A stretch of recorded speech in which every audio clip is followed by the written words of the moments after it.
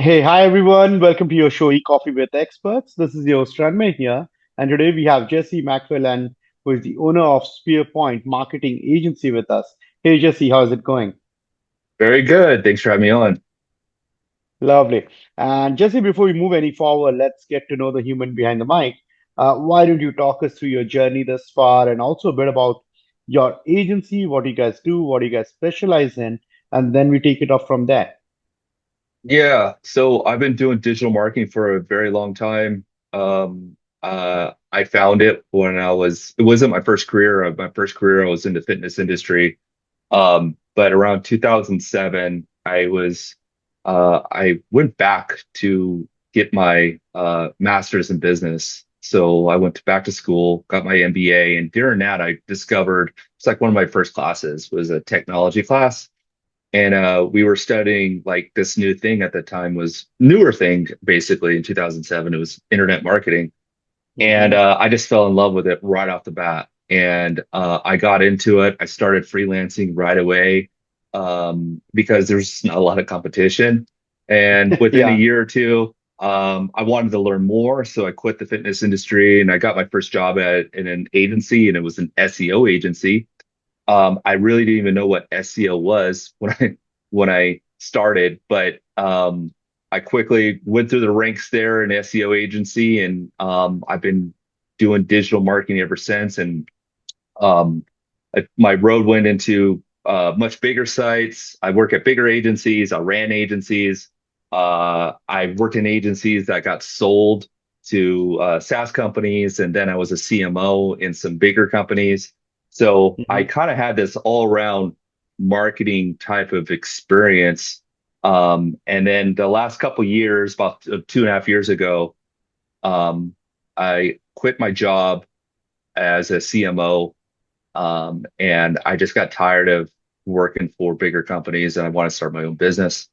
And I Hmm. decided to start SpeerPoint Marketing, and and go into like my true passion in digital marketing, which was always SEO.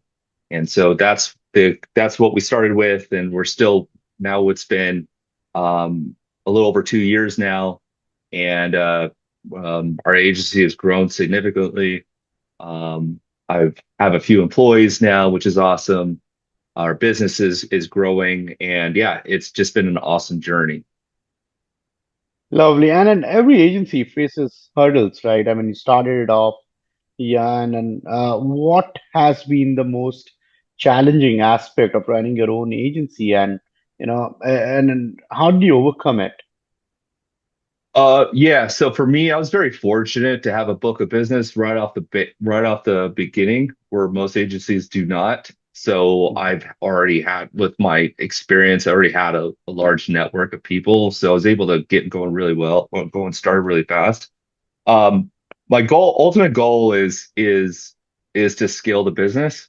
And the problem I've had, and the challenge I've had is mostly focusing on one niche.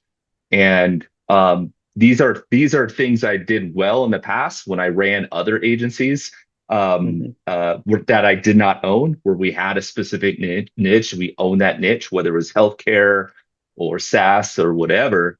But for me, running my own business, I've gotten to I want to focus on a niche, but I haven't been able to. So it's we're definitely broader. So we focus on professional services, but that could mean cybersecurity, that could mean financial, that could be like business consulting. So it's still like too broad, where the ultimate goal to be to for scale for us would to be to focus on one. And that's just a challenge that I haven't been able to overcome yet.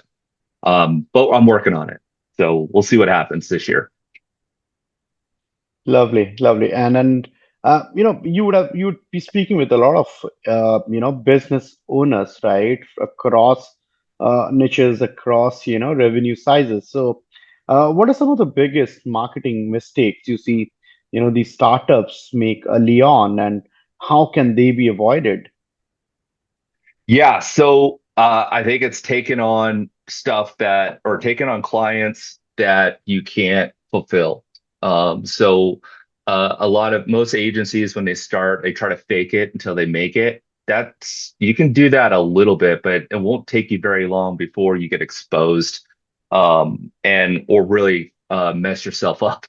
So I always say, like, make sure that you have a very specific plan of what you're offering. Make sure your expectations are fully in line, and don't veer off of that too much. So if you're an SEO agency, make sure you have a list of things that you're going to do for that, for your customer. Make sure those are the things you can execute. If you can't execute it, then you're going to get in trouble. And then make sure the client understands that those are the things that you're executing. And if you decide to take on, well, the client really wants social media, so I'm going to add that. And if that's not within your knowledge base or within your bandwidth, you're going to totally hurt yourself. So make sure that you just stay in your own lane and just kind of go from there. Otherwise, you will get in trouble as you grow. And I think that's a very, very common mistake with most agencies. Absolutely, absolutely. And you'd be doing a lot of content marketing when it comes to SEO. So, what do you feel are most effective content tactics that you can use to generate leads and grow businesses? Yeah, so I do a lot of content, right? So, and we do this for our clients as well. So we do blogging, and kind of blogging kind of starts like a topic for me. And so that's our usually our long form piece of content is like from a blog post. Sometimes it's a podcast too. So podcast is another thing, but it usually starts with some sort of long form content. And then we break that into chunks and we'll use it in a variety of different areas. So we'll use it in our email marketing, but we also use it in our social media. And so if you follow me on LinkedIn, it's at Jesse McFarland. I post link on LinkedIn every single day. I have a really massive following, a lot of engagement on my personal LinkedIn channel, but it's all stuff, it's all content that I've created before that's coming Mhm. from my website somewhere, but it's in just bits and pieces. It's all planned out for, like, I'm like always at least 30 or 40 days ahead. So it's all scheduled out that. And then we do a little bit of that for our clients as well, where it starts with an SEO blog post, and then we'll give them bits and pieces for their own social media. So, but yeah, that's basically how we use it. So starts with a long form piece of content, and then we break it down in short chunks and then use it in a variety of different channels. Usually social media is our most effective channel. And give us more about your podcast, Jesse, since you mentioned about it. Brands and brews. How do you start it? How is it going? What is the next thing for the podcast? How do you think it's coming up? Yeah, so it's called the Brands and Brews Marketing Podcast. It's where we drink beer and talk about marketing. Yeah. And it started out with a buddy of mine, a colleague of mine. And basically, when we used to work together, we would once a month we would go to a bar and just talk about marketing. And I just had the idea one day. I was like, why don't we record this? Because it seems like we always had really good ideas. And so we started that like at least 4 or 5 years ago. And the podcast was actually really popular 4 or 5 years ago because there was just not a lot of marketing podcasts when we started. And now there's like a million of them. So it's one of those things that we don't get as nearly as many listeners as we used to. But it's also really good long form content. And so I utilize it for, again, for the small, for, I'll turn a podcast into a blog post and I'll turn that into like little video snippets that we use on our social media. So for me, Mhm. it's more of a long form content deal. But uh, on the podcast, though, we'll have guests. We'll have a variety of guests through people that we've networked through on LinkedIn. And so we don't just talk about SEO, we talk about anything marketing related. So it could be lead generation, it could be sales, it could be AI. We've had just a variety of different topics, but it's much more of a casual type of conversation because we are drinking beer on the show. That is lovely. Sounds fun, yeah. Yeah. And Jesse, with now all the AI and everything coming up, what is the best use of AI that you guys are doing right now at your agency, and that kind of, kind of excites you. Yeah. So the number one, if you look at AI as a threat, then you're going to lose. You might as well just close shop. So we use it as an asset. And for us, we use it in a variety of different ways. It started with content marketing, and we keep on just improving there with our content marketing. And we don't use AI as a convenience, where we just, okay, we can crank out 10 blog posts in an hour with our AI tool. We don't do that at all. We really look for the best, highest quality content that we can use, and that's how we utilize AI. Um, Hmm. and so that's the most that we do use with it. And then we use a variety of different tools. I've been a I've commonly, or I've been involved with quite a few business or companies that have built AI tools, and I've helped them develop it as Hmm. well. And so yeah, so that's my favorite part of it, is more of the on the content side. But there's also other things like, finding data is another great way to use AI, how you can incorporate it with your SEO. So finding, Yeah. statistics and stuff like that. That's super, super important now. But yeah, it's a very cool thing. And then on the other side, it is changing search. And so Hmm. you at least need to understand of, like, you know, how people, or how users, or how people are using AI as finding search results, or finding answers to their problems and so forth. So that's just the other way, but there's ways to accommodate that, and there's ways to utilize that. And that's basically what we're doing. Lovely, lovely. I love the fact that, you should not use it as a convenience, right? If you're strategically using it, then obviously, it becomes an enabler versus, just Yeah. using it for, kind of making things easier for you. So that's a lovely point there. And, talking about SEO, I mean, you have been doing it for quite some time now. While we know the importance of links and we were talking about it in the green room, still on-site SEO remains a cornerstone of what we do, right? So, what are your top recommendations for optimizing on-site SEO, more so in today's ever evolving landscape of SEO. Yeah, it's, I could talk about like the details of like metadata and keyword insertion and stuff like that, but it's really about, it really starts with like intent and knowing what you're trying to write about. Hmm. So for me, when it comes to SEO, my customers care about sales or leads or some sort of conversion. And Yeah. and so for me, it's making sure that the content that we are creating has that we're focusing and prioritizing high intent type of keywords. And we're really focusing on that type of on-site optimization. And so it usually starts with our homepage, and then products and services pages. And then, we'll do more informative stuff like on your blog post and so forth. But when it comes to on-site optimization, we have the formats, we have the, this many H2s where you insert the keywords, your alt text and your images. We do all that. That's all stuff, that old type of knowledge that you can get anywhere. But truly, Hmm. to me, it's gotta be better. The content that you're creating, whether it's a service page or whether it's a blog post, it needs to be better than your competitors. And that's really, to me, the most important part of our type of on-site optimization, is we know what our competitors are doing, what they're writing about, what it looks like, how they're optimizing it, and then our version is better than ours. At least that's what we try to do. So that's really how we utilize it. So if I may put it, reverse engineering the Mhm. entire methodology, right? Yeah, there you go. Yeah, correct. Lovely.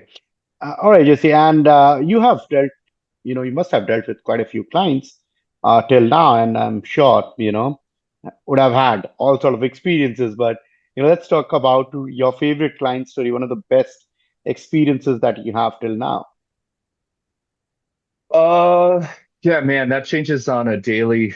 Uh, uh, so I have a handful of lawyer clients that I started them before I actually opened an agency that I've been working Okay. for years.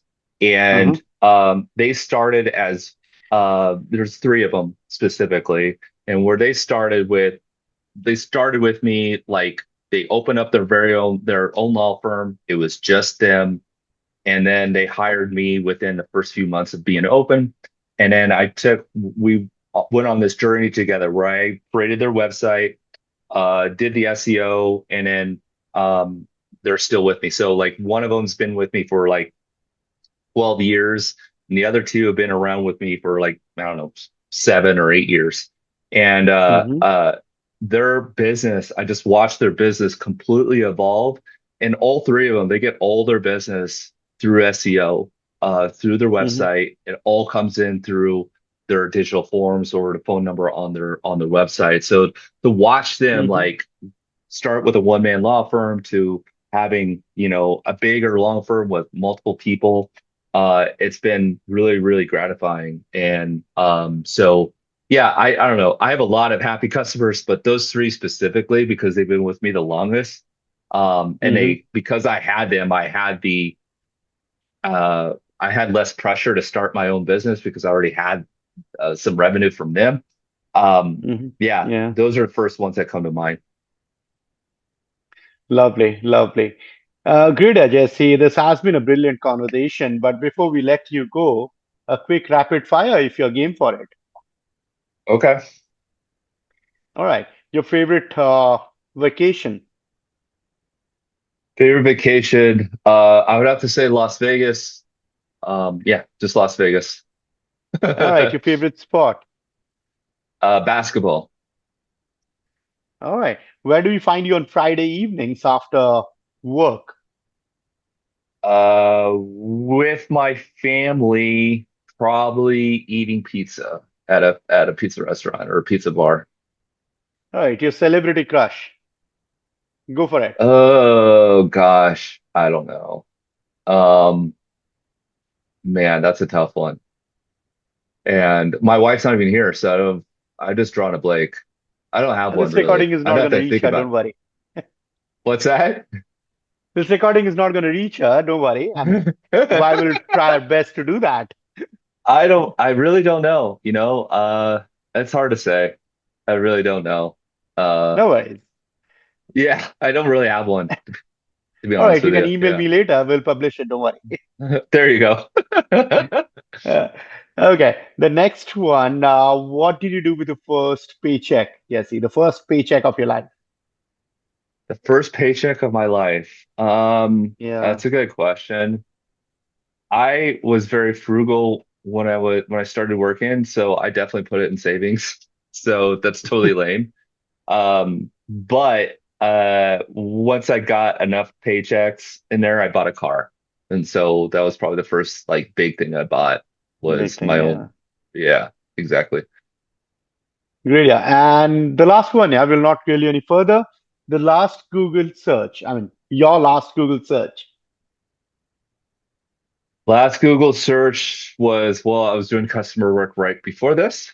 So it was cybersecurity and healthcare. Totally lame, but healthcare cybersecurity was my last Google search because I was working on a client right before we started this conversation. All right, great. Great, Ajay. So this has been a brilliant conversation. And for audiences, if they want to reach out to you, how do they do that?